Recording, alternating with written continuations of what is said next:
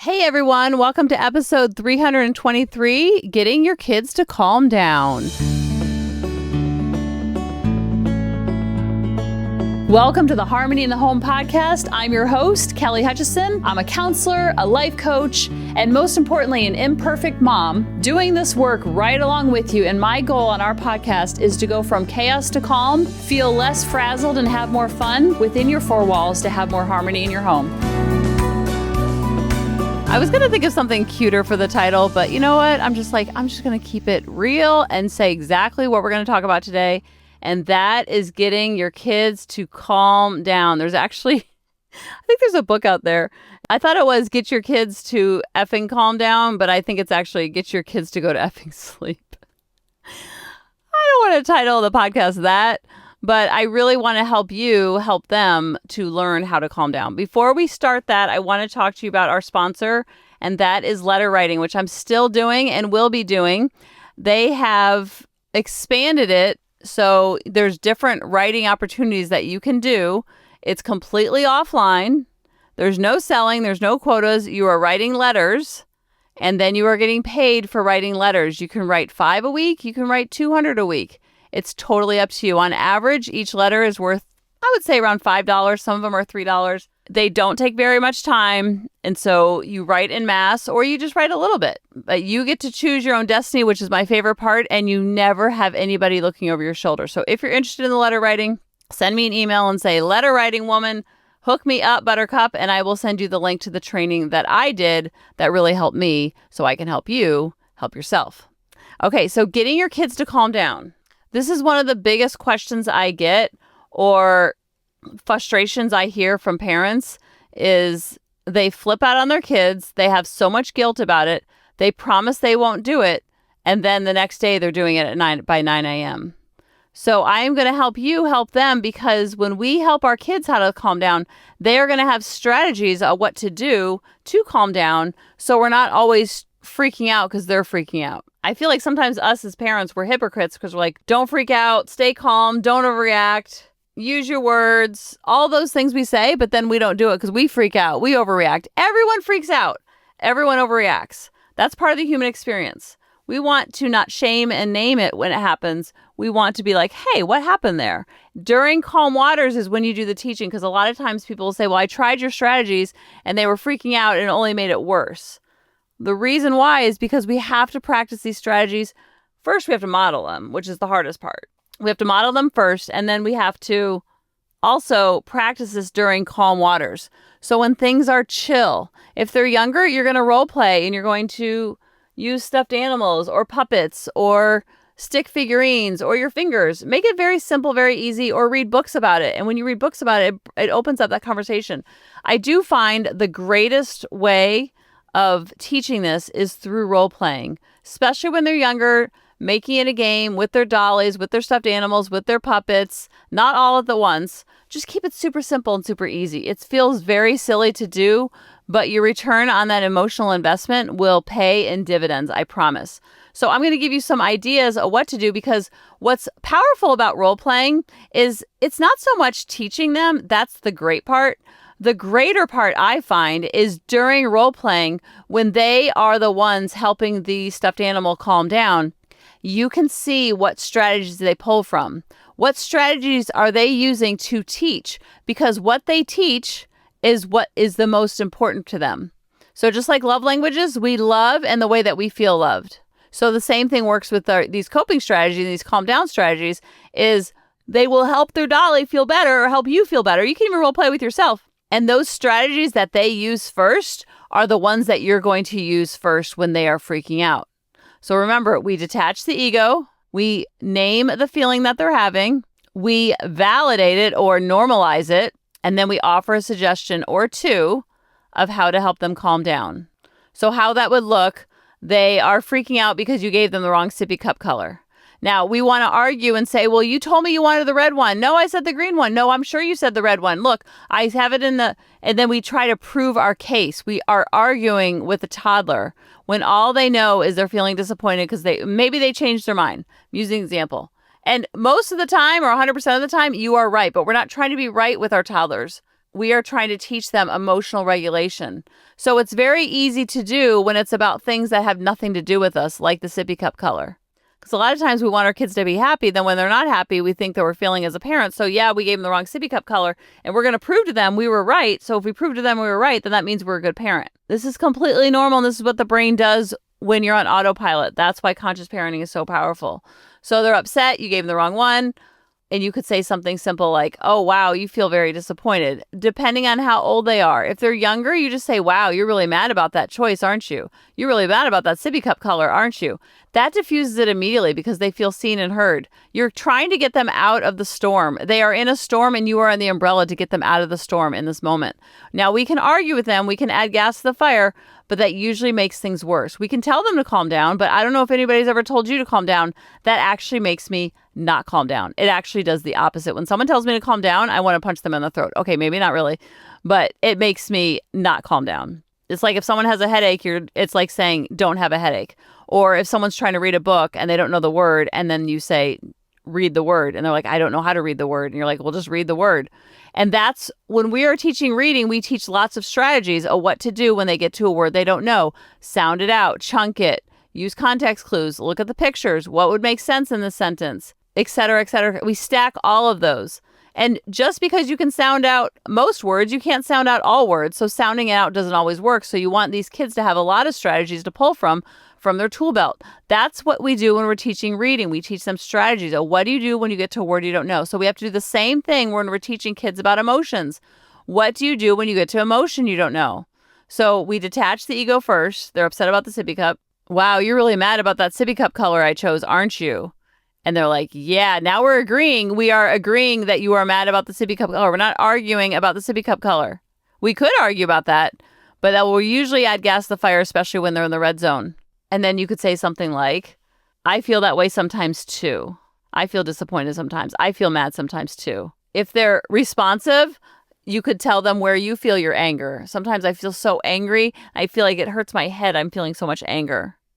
Now, this is the most important part. Because you've practiced during calm waters, different strategies, you're going to now pull from these strategies and use them to your advantage. We're not just doing it just for giggles. We're doing it so we can use it during the hot waters to get them out of the storm, and we're the umbrella to get them out. So you could say something like, for one child, some kids, they need time alone to calm down. And some kids, other kids need support and want help. I have one of each. I have one that wants to be alone. If I start talking during it, it makes it worse. If I say another one, well, you have to figure it out on your own, they would probably melt down even more. So I've seen both sides and I have both ways, and I've worked with every type of student on the planet. Some kids need different things. So just because it works for your neighbor's kid doesn't mean it's going to work for your kid. So you have to trial and error. That's why role playing is so powerful, because if you are role playing with your child and your child says, oh, you want to go over here and you want to rest in the calm down corner? Okay, you can go over there. Then you know that the child likes the calm down corner. If they say, oh, you want a hug? I'll give you a hug. You want to do some star breathing? Okay, we'll do some star breathing. So you know the different things that they need when they're upset. So I'm going to give you some strategies and different verbiage that you could say. Now, before you get to the strategy part, you can say things like, I Googled alternatives to the phrase calm down. Now, this is a little wordy, but you could say something like, I see that you're having a difficult time. Let me help you. Number 2, take a deep breath. That might help. 3, if you need to hit something, hit this pillow. 4, that can be very frustrating. Let's figure this out together. They're trying to figure out something together. Or if they're trying to figure out a toy or a Lego and they're really frustrated, you let them know hey, that's really frustrating. I'm going to help you. You need any help? Let's count to 10. Let's count backwards from 10. Let's spell our names. Let's spell our name backwards. Depending on the level of your child, if they don't even know how to spell their name, then you're not going to say, so let's spell your name. And you're definitely not going to say, let's spell it backwards. So I'm giving you lots of examples and you pick and choose what would work for your child. Want to squeeze my hand? How about a big hug? Or you could say, let's focus on fixing the problem together. If you are feeling sad, you can tell me about it. Now we're back to the sippy cup. We're going to offer strategies on step 4. This works for any tantrum of any age. You detach your ego. You say what you're seeing, what emotion you're seeing. You normalize it, and then you offer suggestions for help. We're not solving the problem. We're helping them getting out of the storm. So here are 4 things you could do with smaller kids, and do this during calm waters and teach them these strategies. My favorite for my kids was, do you want to make soup? And I've always told the story about my kids were upset at Wendy's, or Grady was upset at Wendy's, and he's like, with my dad, and he's like, "Great, Grandpa, I want to make soup. No, he goes, I want soup. I need soup. I need soup." And my dad's like, "They don't have soup at Wendy's." What he was really saying is he needed help calming down. And the soup was, you put your hands together like a cup. So if he's really upset, I'll say, "Wow, you're really upset about that sippy cup color. Are you really mad about that?" Yeah. And it's just freaking out. I feel sad or mad sometimes too. Do you want to make soup, or do you want to calm down on your own? Or I might say, do you want to make soup, or do you want to count your name backwards? So it kind of gives them, or spell your name backwards, because it kind of gives them autonomy. It kind of gives them a control. They're feeling very out of control right now. So when you give them a choice, it kind of gives them that freedom to choose back, and it kind of gives them a little bit of control back. So the making soup, you just put your hands together in a cup. This is my kid's favorite. It was my go-to for all the things. Now, this might not be for your go-to for your kids. When you're role-playing, you'll find out if it's their go-to, because they will go to it and they will teach it. So you it's really silly, but I could say, I'm going to make Scooby-Doo soup. What kind of soup are you going to make? I'm going to make SpongeBob soup. Okay, you make SpongeBob soup. I'm going to add Scooby-Doo. Yeah, I'm going to add Velma. I'm going to add a little mystery machine. What are you going to add? I'm going to add Squidward. I'm going to add SpongeBob. And they're like crying, and they're kind of like calming down. You can see they're going from like an 8 to a 7. You can see like the anger dissipating as you speak. And then you're like, okay, I think my soup's ready. What about yours? And then you're going to smell the soup. As soon as theirs is ready, you're going to smell the soup, and then you're going to cool it off. And when you're cooling it off, what you're teaching them is deep breathing. But if you say, let's take some deep breaths, they're like, no, I don't want to. But if you make it a game, you'll say, I want to make soup. Then my kids love this. Now, if your kids don't love it, do you give up and say, something's wrong with my kids? No, you try something different. Trial and error. That's what parenting is. And once you get down to a certain stage, guess what? The stage is going to change. And you're constantly pivoting, constantly trial and error, constant. It never, ever ends. My sisters have kids in their 20s and 30s, and it never ends. You're always pivoting, trial and error, dance, step on your toes, dance, step on your toes, step on the toes. Now we're dancing. Oh, we're going to dance. So it never ends. And I don't want you to look for the end part. I'm just trying to empower you so you can empower your children. And then you say, oh, I'm going to take my bite of my soup. Oh, mine's still too hot. If they're still upset, then you say, oh, mine's too hot. I'm going to cool it off a little bit more. So you just kind of feel it, and you're gauging it. And then once they've calmed down and a couple minutes goes by, you can be like, hey, what was going on with that sippy cup? Let's talk about that. Or it's done and over with, and you don't want to talk about it anymore. Some other ones that I love from conscious parenting is the drain. You extend your arms out, pretend your arms are faucets. You tighten your arms, shoulders, and face muscles, excel, and make the sound and release all your muscles. Do you want to act like you're a drain in a sink? You're practicing stirring calm waters, and then during the hot waters, you could say, do you want to make soup, or do you want to be a drain of a sink? Another one is star. Smile, take a deep breath, and relax. Encourage belly breathing, where the tummy goes out when the air goes in, and in the air goes out. Also help children to exhale slower than they inhale. So you could say, do you want to do a star, or do you want to be a drain in a sink? The more gamey you can make it, the better. Another one is the pretzel. My kids love the pretzel. My students actually did. Standing up, cross your ankles, cross your right wrist over your left, turn your hands so your thumbs are facing the floor. Put palms together and interlace the fingers. They can't do all that. You just make your body into a star. You hug yourself. Bend your elbows out and gently turn your hands down and toward your body until they rest on the center of your chest. Put your tongue on the roof of your mouth, relax, and breathe, and you're now a pretzel. So you could say, do you want to be a pretzel, or do you want to make soup? Giving them choices. Or you could add a third one in there. Third, I don't really like to add a third. So if you have a child who needs time alone to calm down, I might say something like, do you want to make soup, or do you want to calm down by yourself? Versus like, go to your room and calm down. They don't know what to do once they get to their room. They don't know how to calm down. And they also feel like they're in trouble and being shunned to their room. That's why timeouts don't work, because they don't know what to do once they're there. So you might want to say, you want to make soup, or do you want to go to the calm down corner? Or we had a chill chair, and the chill chair was very popular. And then they come back out and you talk about like, hey, what was going on there? How can I help you next time? And you're growing through these conflicts. You're growing through the sippy cup moments. But the sippy cup moments will always happen. They will happen when you do this. They will happen less often, with less intensity and less frequency, but they will always happen. My kids are teens. They still happen. Now, am I making soup? No, but I have other strategies and they have other strategies. What's awesome about this is when you teach them these strategies carry over into all things that they do. So it's not just for the tantrums. It's for when they're playing sports and they strike out, or they miss a free kick, or they miss a penalty kick, or they don't get the grade they want, or a friend isn't nice to them. It works in all areas. Balloon, I like this one. Place your hands on top of your head and interlace your fingers. Breathe in through your nose and raise your arms, inflating an imaginary balloon. Release the air in the balloon by pursing your lips, exhaling slowly, lowering your arms, and making the sound of what a balloon would sound like as it's deflating. Like, I don't want to do the sound in your ear if you have earbuds on.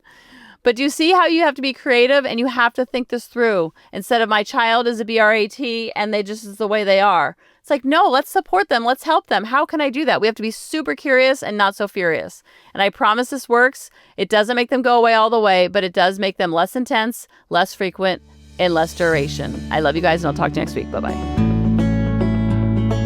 Hey, mamas, thanks for listening. If you had any ahas, clicks, or those lightning bolt moments while listening, you have to check out my free parenting bootcamp, where we take all of this to the next level and we try to create even more awakenings for ourselves so that we can connect more with our kids and never yell at them again.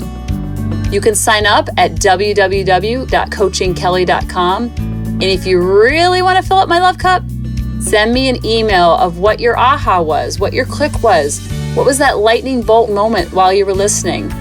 I want nothing more in life than for you to have harmony in your home and to learn how to be an imperfect mom like me, which allows your kids to be imperfect too, each and every day. Thanks for listening.